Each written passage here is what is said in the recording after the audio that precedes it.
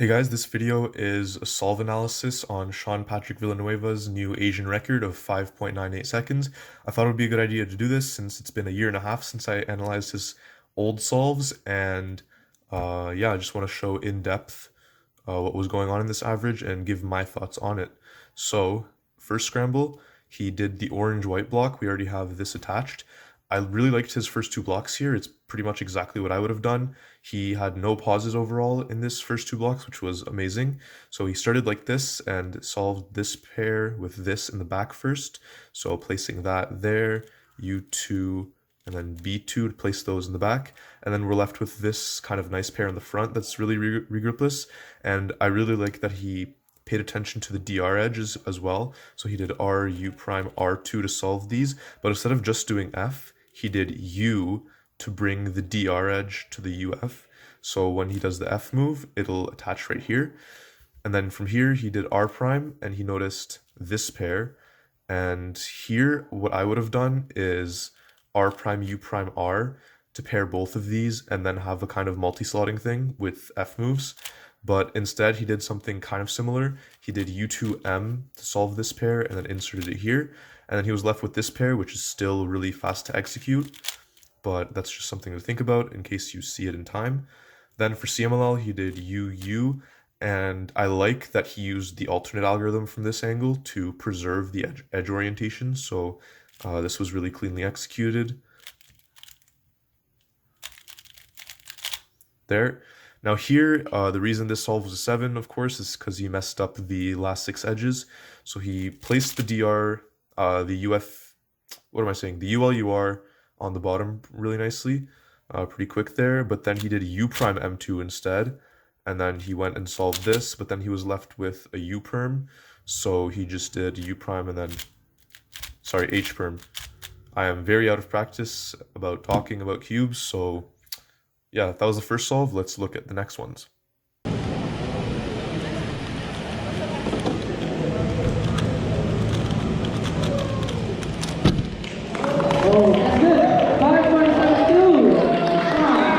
Here's the second scramble. Sean got a 572 on this one. So he's solving the red and white block, and he started with this front pair, which is just 2 moves, so it's R prime F. Not really much to say about that. And then paying attention to the last pair, we see the edge is solved, the corner is solved, and the edge is right here. We also have the DR edge right here, but there's not much we can do about it. So the way Sean solved this was R, U prime D at the same time to bring this out of the way, and then this over there, and then B, and then U D prime. I think he did it with his right hand actually. And then there was a bit of a pause going into second block, or regripping at the end of that. So I'm just going to show an alternate solution that I would probably have seen first and might cause a bit of a better transition into second block. So here I would just take the regrip at the beginning of first block. So I just go R prime, F, R prime, and then regrip, and then solve this in the back with U, R prime, U ed prime. So there's still a regrip compared to his solution, but the regrip is in the middle of the first block instead of in the transition to second block, which I think is a bit better. But this gives a worse continuation, so I guess this worked out all right for him. Now for this one, what he did right here is solving this one. He did U prime R wide to orient this DR edge, and then UR2. And that ended up placing the back pair 3 moves away and the front pair 3 moves away, so that's really nice. Just like that. Here he did a bit of a U prime U and then solved this CMLL. Pretty good case. A lot of fast Roux solves, a lot of 5s have the sexy sledge CMLL, so that's a pretty good pattern to see. Then he solved this EOLR, so this is a pretty easy one when we see this on the bottom and two opposite on side, and then like UR, DF, you can just go like this and then solve them like that. And then he just inserted those, and here he did a bit of a U prime U2. I'm also guilty of messing up that, but he corrected himself very quickly, so it was still a 5-second solve.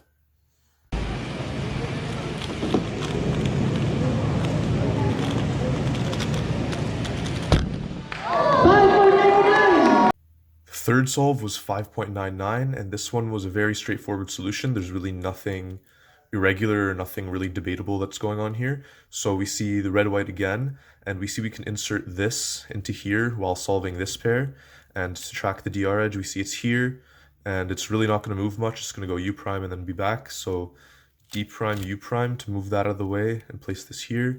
Then F prime to solve that. And then once we bring this back, we have this pair and then U, B solved in the back. Sean did this pretty quickly, which is nice. Then something I really like about the solution is that he perfectly set this corner up while solving the DR edge. So he went R prime U to R prime right away because he knew that if he flips this corner to be orange on top, this blue is going to come up from here. And the second block ends up being really easy after you do that. So this is something I recommend everyone tries doing whenever you see a corner attached to the edge and you're about to insert it. Just mess with U moves like R prime, U to R prime, and you can set yourself up for some really fast second blocks. So his blocks here were very good. He had a bit of a pause for CMLL recognition, which I would ideally want him to eliminate because it's kind of easy to predict CMLL once you have just that R prime, U prime, R. So I think these two would have been very easy to see, and then you would have been left with just two pieces to decide between, and then he executed this pretty quickly, just like that. Then for this LSC, it was also pretty straightforward. So once again, he just did the EOLR right here, M prime, E to M prime, and then ended up solving them directly. Now, the difficulty with EOLR when they end up solving directly is, sure, you save like 3 to 5 moves, but you also end up kind of not having enough time to plan for C. So this is where his other pause in the solve came. So he ended up doing like U prime, U2, U2 again, and then realizing it was that. So I don't know, I still personally have a lot of trouble predicting 4C when the EOLR is that short, but Sean recovered quickly as LSC is usually on point, so I'd say this was just a bit of a mistake for him there.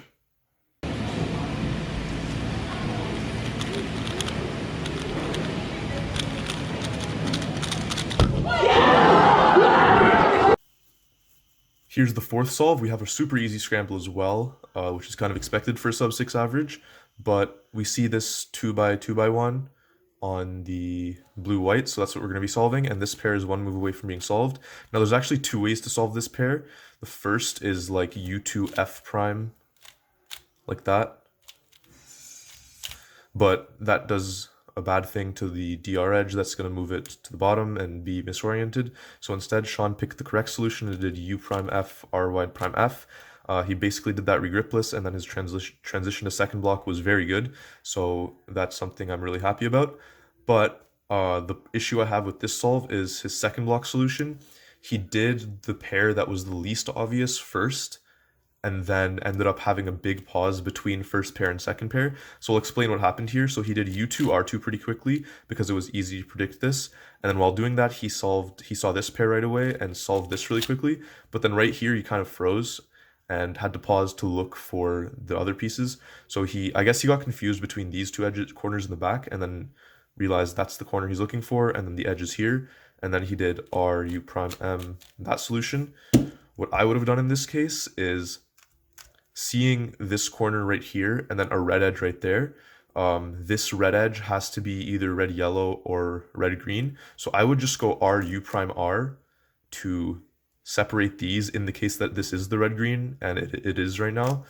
And then I'd insert these, but instead of just inserting them directly, we can do a cool multi-slotting thing. So we can solve that pair and then that pair right away, and I still get an anti-soon and a better LSC. Shoot, I don't like this. Okay, but he still got the anti-soon, and his second block wasn't horrible. I just didn't like that pause. Solves the anti-soon, and then here, pretty normal LSC right here, just continues that. Then here he does something interesting. Instead of doing U prime, he does a U, and Yuri does this as well a lot, kind of like messing up the matching, but then still ending up doing the 4C properly. He did it pretty quickly, and his LSC is usually on point, and this was pretty much like typical Sean LSC with the super fast turning.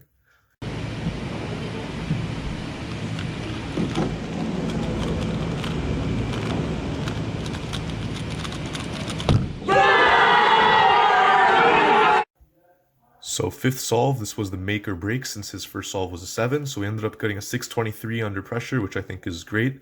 So he solved the red-white block with this, so holding that on the left. I like that he did it from this angle because you can do r wide prime f instead of, I would have immediately seen from this angle and done like u prime r wide, which is the same solution, but it's just more awkward. So he did this really well, r wide prime f, and then d prime. And here I would have personally done f prime u f prime to solve this red-green pair, but he did r u prime u f prime. Move count doesn't really matter there, it's just personal preference, so that was good.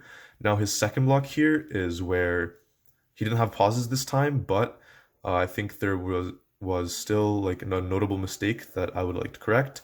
So he was probably really nervous and he just did u2 r2, and instead of solving this obvious pair, he just went ahead and did u prime m2 and then inserted that in the back and then solved this pair after. He did it pretty quickly, but I'd say it's pretty obvious that the other pair solving first is faster, because then you have a it's really the same thing, maybe like three or four moves less to solve the easy pair first, but I still think that's worth noting because it added moves to a solution. And then pretty obvious CMLL, U2, I mean CML is always obvious. Then this LSC ended up being really long because it's one of the worst, or like EOLR cases possible.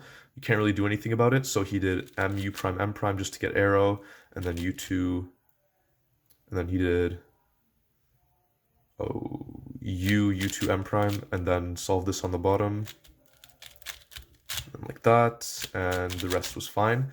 So if I want to be like super critical and show something advanced here, I personally wouldn't see this in a solve, but Yuri would. So if we have these two, the ULUR make a bad ULUR case, or a bad EOLR case. So instead we can solve the UFUB and do EOFB. So I don't know if Sean does this at all. I've never seen him do it, and I personally don't do it that often, but I know Yuri is really good at finding these solutions and doing them in solves. So I think that's something Sean can work on. So then we treat these as the EOLR, and then we solve them here. So now we have the blue and the green opposite, and then we can go like this, and then that's the end of the solution. So huge congrats to Sean on this average. It's been a long time coming. He's made a lot of progress since I last critiqued his solves, and can't wait to see more from him in the future.